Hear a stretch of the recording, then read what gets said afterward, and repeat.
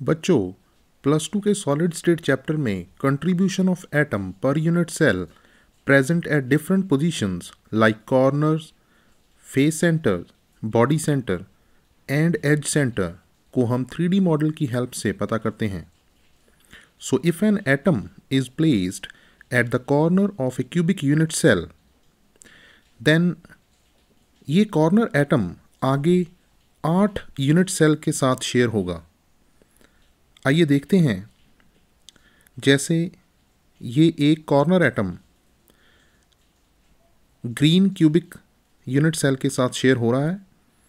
अब ये एक सेकंड क्यूबिक सेल का अपर कॉर्नर भी इस एटम के साथ शेयर हो रहा है. थर्ड क्यूबिक सेल का भी upper corner, and in the same way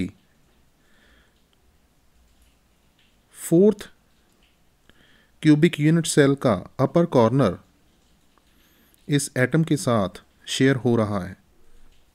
सो इस तरह इस एटम का 1/2 इन 4 क्यूब्स के अपर कॉर्नर से शेयर हो रहा है. अब ये आया 5th क्यूब. देन इसी तरह 6th क्यूब का लोअर कॉर्नर उसी एटम से शेयर हो रहा है. 7th क्यूब का भी लोअर कॉर्नर. सो देखिए यहाँ पर ये जो पोर्शन है, जो लास्ट जो बचा हुआ पोर्शन उस एटम का हमें दिखाई दे रहा है, वो 1/8 पोर्शन है. सो इस 1/8 पोर्शन पे 8th क्यूब अपना लोअर कॉर्नर शेयर करेगा. देखिए ये ग्रे कलर का क्यूब इस 1/8 पोर्शन में अपना लोअर कॉर्नर शेयर होगा. सो इस तरह एक कॉर्नर एटम किसी क्यूब का आगे 8 क्यूब्स के साथ शेयर होता है.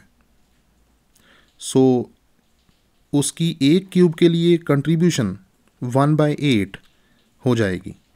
सो ये जो पोर्शन है, ये 1/8 पोर्शन है उस स्फेरिकल एटम का.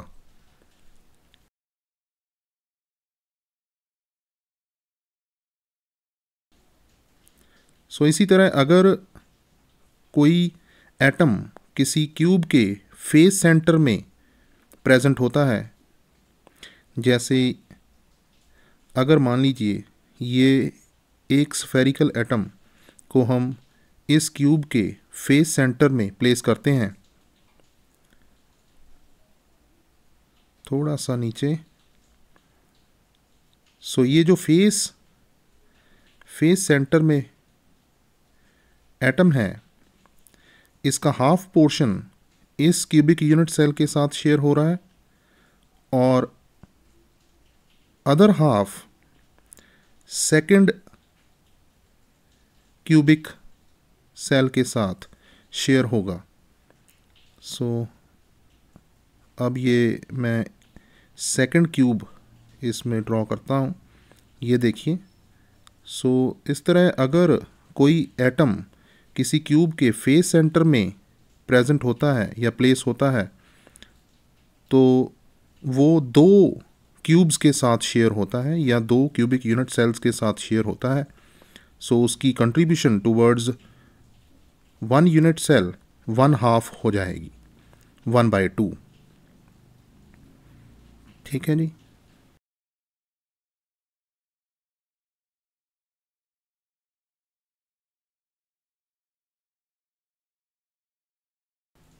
सो ये देखिए, ये जो फेस सेंटर में प्लेस किया हुआ एटम है, वो 2 क्यूब्स के साथ शेयर होगा। इसके बाद आगे हम देखते हैं, अगर कोई एटम किसी क्यूबिक यूनिट सेल के बिल्कुल सेंटर में प्रेजेंट प्लेस कर दिया जाए, बिल्कुल सेंटर में, ये देखिए इसके अंदर, क्यूब के अंदर,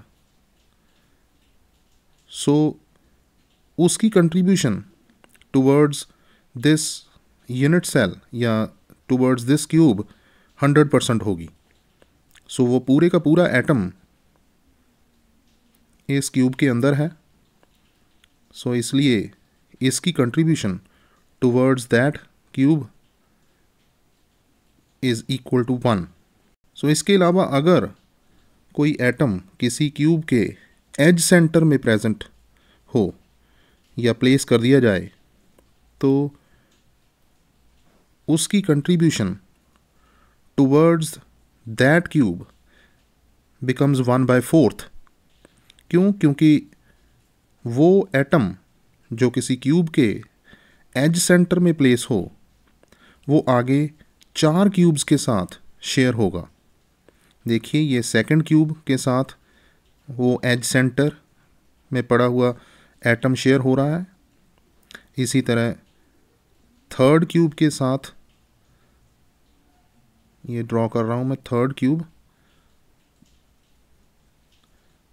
ठीक है जी, ये थर्ड क्यूब के साथ वही एटम शेयर हो रहा है एज सेंटर में।